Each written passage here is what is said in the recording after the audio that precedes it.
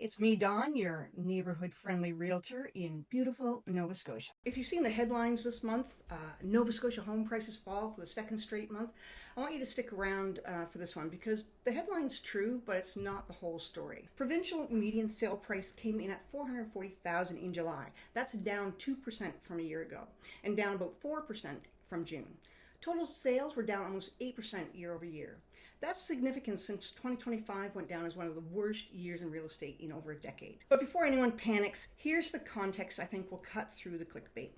July and August are seasonally softer months almost every year. People are on vacation, kids are out of school, and spring buyers have already closed on their deals.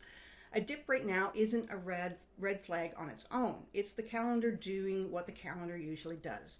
What I want to do today is walk you through some specific communities because the provincial number is hiding some real differences. Let's start with Bedford. Median sale price there is $700,000, up 5.3% year over year. That's solid. But here's the outlier. New listings in Bedford are down almost 30% compared to last July. So Bedford's price strength isn't just demand, it's also genuinely tightening of supply.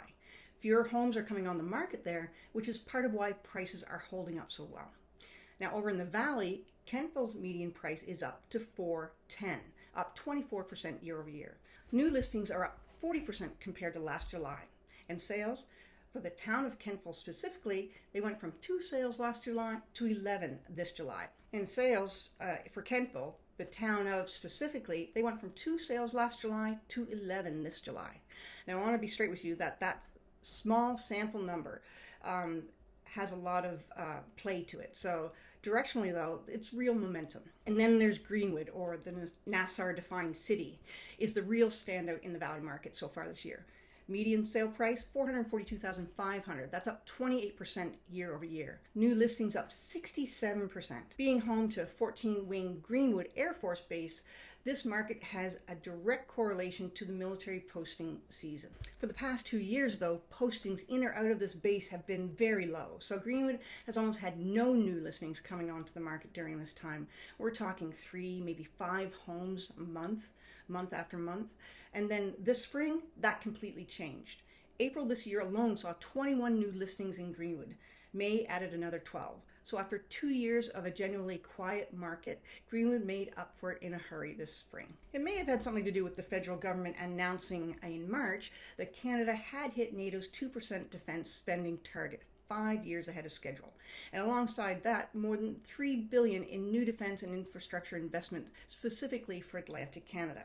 648 of that million of that was going directly to 2 new aviation support facilities at 14-wing Greenwood. Now let's zoom out because what's happening nationally and globally matters too. The Bank of Canada held its rate at 2.25% in July. Now that's 6 meetings without a move.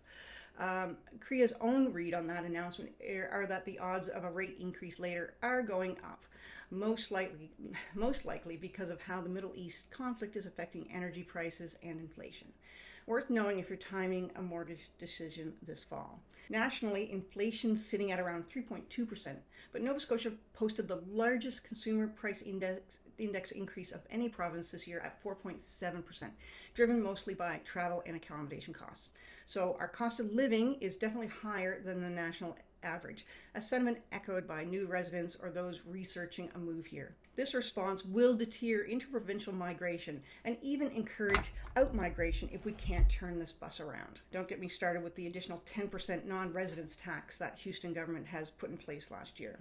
And then there's CMHC. Their national forecast this summer called for Atlantic Canada as the weakest region in the country for housing conditions, and that's to continue the rest of the year. That's out there, and it's from a credible national source. But honestly, that's not fully matching what I'm seeing on the ground, especially in Halifax and the Annapolis Valley. So take the national narrative as one input, not the final word, especially when you're looking at a specific community. For Nova Scotia's medium-term outlook is that the $3 billion defense investment isn't just a military thing, it's a sentiment thing. This is exactly the kind of steady, well-paying, long-term employment and spin-off that supports a housing market through a soft patch. This past 18 months has felt like we were holding our breath, waiting for the shoe to drop. teetering on the tipping point of increased inflation and increasing debt. People across Nova Scotia and Canada coming out of retirement looking for side hustles and extra jobs to make ends meet. I personally think this will spur an increase in the productivity mindset. I'm genuinely optimistic about this level of investment and what it can do for our regional economy. So here's where I'll leave it. July was soft, and a good chunk of that is seasonal. Bedford's tightening on supply. The Annapolis Valley is showing real momentum, boosted by Greenwood numbers and the affordability factor. Nationally, bank rates are steady for now, but there's real rate hike risk if energy prices stay elevated and the CPI creeps up. I think the biggest story for Nova Scotia over the next year or two is whether the $3 billion gets managed well, because if it does, that's a real tailwind for the province over the next few years. Thanks for watching. This has been The Real Deal with Dawn.